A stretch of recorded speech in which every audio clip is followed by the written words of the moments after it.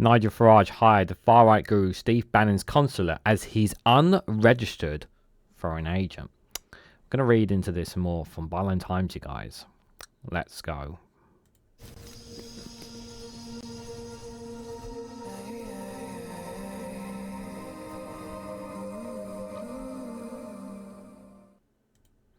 Good morning, good afternoon, good evening, wherever you are in the world. This is Reganelite here with an article from Byline Times with the headline that Nigel Farage hired a far-right guru Steve Bannon's consulate as his unregistered foreign agent. Nigel Farage's agent broke US federal law for over a year before declaring her work with the Reform UK leader. Guys, while you're here, make sure you hit the like button and share it across social media so others are notified of this video. Interesting here. So apparently, according to Byline Times, is real at work here. Nigel Farage had a sort of agent or some sort, or advisor for the US, and that person broke the law.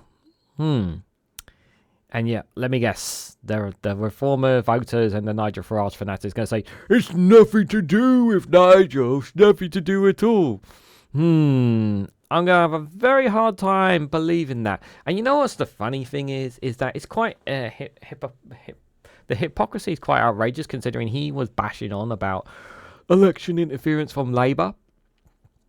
And yet this was the guy that was standing on a podium in 2016 with Donald Trump. This guy is pretty much a Republican supporter.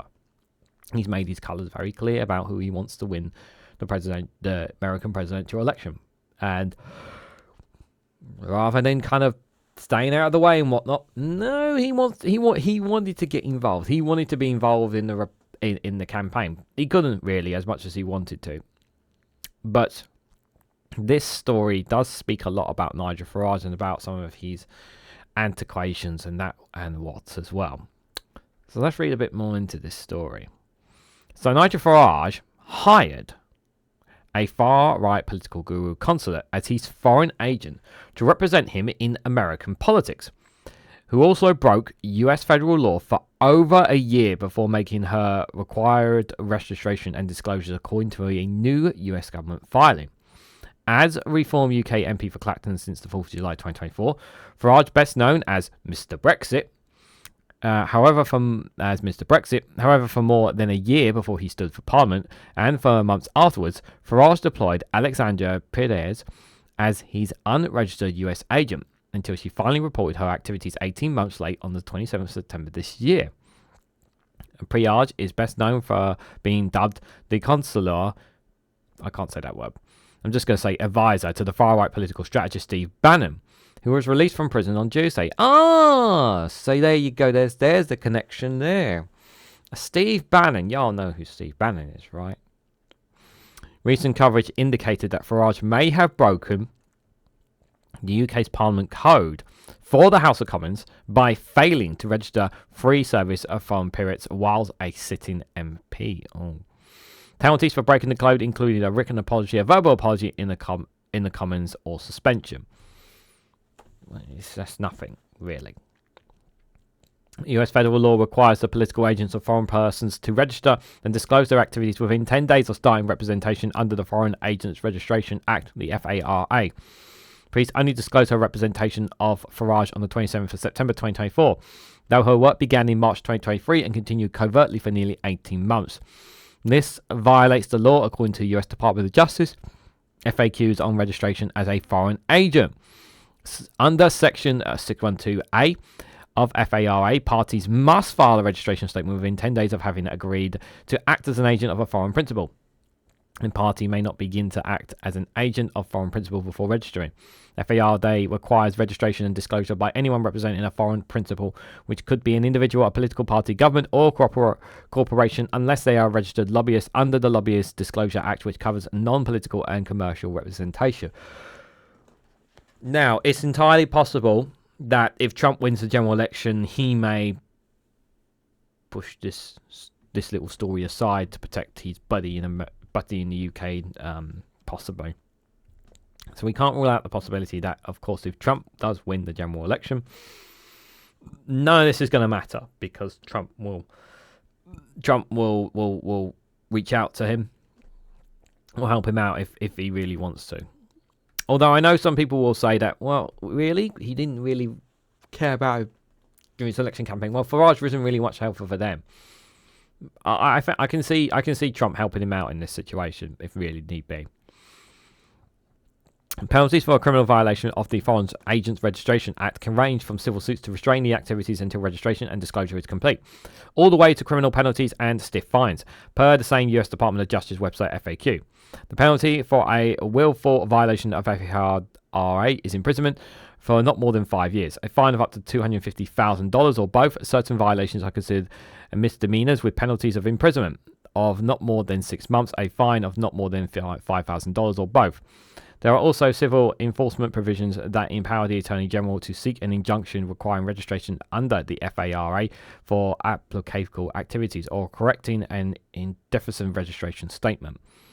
For a politician whose signatures issues for the UK to go it alone in the world without the EU, along with his xenophobia and anti-immigration policies, Farage has long maintained close ties to an online international political movement stewarded by Steve Bannon, who serves as Donald Trump's 2016 campaign chairman. Farage is also a freshly minted GB News presenter who initially grew his fame by making appearances on the Kremlin state media today channel Russia Today, also known as RT Network. When asked by email about the total of his earnings from Russian television, Farage did not reply. Oh, what a shame. I wonder why he didn't want to talk about that. Alexandra Preate founded and runs Capital HQ, a media relations and crisis PR firm in Washington, D.C. She's from Clacton, Pennsylvania, where her father, Aaron Pease, ran as a Republican for Pennsylvania Attorney General in 1988 and won 2 terms only to leave office a year early and pledged guilty to racketeering charges. Oh, well, Farage picked the perfect person then. The day before the January 6, 2021 insurrection against the American Capitol, Pierce later testified to Congress that she was with Bannon at the Trump townhouse suite inside the Trump Hotel for the VIP presentation, alongside White House advisor Peter Navarro, both of whom were convicted of contempt of Congress for refusing to testify about the events of that day. Bannon was released from prison on Tuesday, having served 4 months due to that conviction. Farage and Bannon openly discussed entering a full partnership only 3 months before the letter's first felony arrest for wire fraud and money laundering conspiracy changes. Bannon was pardoned for those federal charges, only to be investigated again and charged with multiple felonies again under state law for the same crimes, for which he'll face a trial later December. Perez also told White House investigators about encouraging 2 other notables in the run-up to the January 6 Trump insurrection, namely Allentown, Pennsylvania-based Phil Batchenberg, who served as a contingent elector for Trump in Pennsylvania during 2020, and who is now a vice president for the politically powerful National Rifle Association, and top fundraiser Caroline Wing, considered to be a logistical planner behind the events of January the 6th. Farage has made numerous trips to northern central Pennsylvania, like his visit to the city of Wilkes-Barre dating back to 2018, to raise funds for Trump's endorsed Republican candidate Lou Garcia again in 2020. So, you know, he's more interested in America than he is in the UK. For the past year and a half, Farage used Perez to arrange high-profile political speeches across the United States, ranging from the 2023 Conservative National Political Action Committee, that's CPAC, event outside Washington, D.C., to the Republican National Convention in Milwaukee, Wisconsin. But that wasn't all. Farage also used the woman once known as the Shadow Press Secretary to Bannon while he was serving as the White House senior advisor to attend an event thrown by the Conservative Partnership Institute, whose partners is Trump's former Chief of Staff, Mark Meadows. The former Carolina congressman is indicated in 2 states over allegedly taking in furtherance of candidates Donald Trump's attempts to overturn the 2020 results. And this past May, Farage also appeared in Tampa, Florida, and Stoffel House, a venue created and owned by a major supporter of Florida Governor Ron DeSantis, named Blake Casper. You guys remember Ron DeSantis? I actually thought that he was actually a genuine challenger at one point. Oh, how wrong I was. Whose family made a fortune on McDonald's franchises, defeated by Trump in the 2024 Republican primaries. DeSantis still holds significant executive power in America's 3rd largest state, while his lame duck term runs through until January 2027. And in addition to his in-person events, Perez booked or arranged for Farage to appear on panoply of US right-wing broadcasters, including the Charles Kirk's Show, Fox Business Larry Kudum Show, The War Room, Seb Collar's Show, Newsmax, and WABC Radio. Lastly, according to Perez's filing, Farage's agent attempted but failed to land him a speaking gig at Liberty University, the evangelical Christian school, who forced Jerry Falwell Jr. to resign, and after he's the founder's son, was exposed to have led a hypocritical private life, including his and his wife's unusual relationship with a pool boy in Miami Beach, Florida. Formerly a powerhouse institution within America's evangelical Christian rights, the entire situation is well documented in the film God Forbid. What was the purpose fee for all his work, which appears to have been illegally rendered without reporting to US Department of Justice for 15 months? Question mark. Nothing. At least that is what Alexandra Preate told the Department of Justice in her filings. It costs $305 to register oneself or company as a foreign agent. We asked for comment by phone message. The Department of Justice FRDA did not respond. Neither Farage nor Pillay responded to a detailed list of questions sent by email. I wonder why they would not want to talk to you guys. Is it because, you uncovered this story, perhaps? Perhaps maybe that might be the case, guys.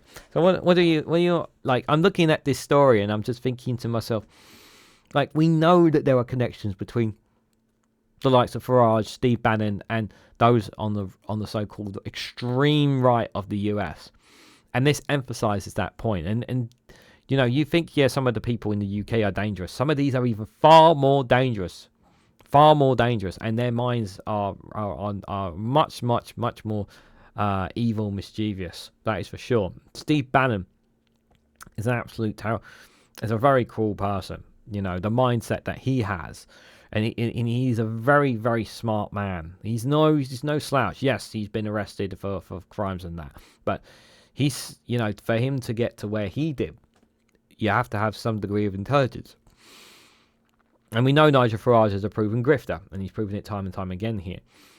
And you can see the connection between him and American politics, the connection between him and Steve Bannon, and the connection to those in this who have done things that are pretty questionable, I think is the fair word to say here. So what is the point of this story, Regan? The point of this story, to remind you, is you cannot trust Nigel Farage because of the kind of people that he's working with. The kind of people that could bring about things a lot worse than us. And to emphasize that he's more interested in what's happening in America than what he is in his constituency in Clacton. How many surgeries has he had? For those in Clacton, let me know. But what do you guys honestly think about this story? What do you guys make of Nigel Farage having an unregistered foreign agent? Will there be any repercussions for Nigel Farage apart from an apology or suspension? Do you think there'll be anything more than that? Let me know your thoughts and more in this story down in the comments section below. If you found this video interesting, please hit the like button. We greatly appreciate it. Share this across social media so others are notified of this video. If you haven't subscribed already, please consider subscribing because it really does help support the channel. And if you want to go one step further and support me and the work that I do here, you can do so by becoming a YouTube member for as little as 99p, or you can join me on Rumble or Patreon for exclusive content on those platforms. So thank you all so much for watching, and I hope to catch you all very, very soon.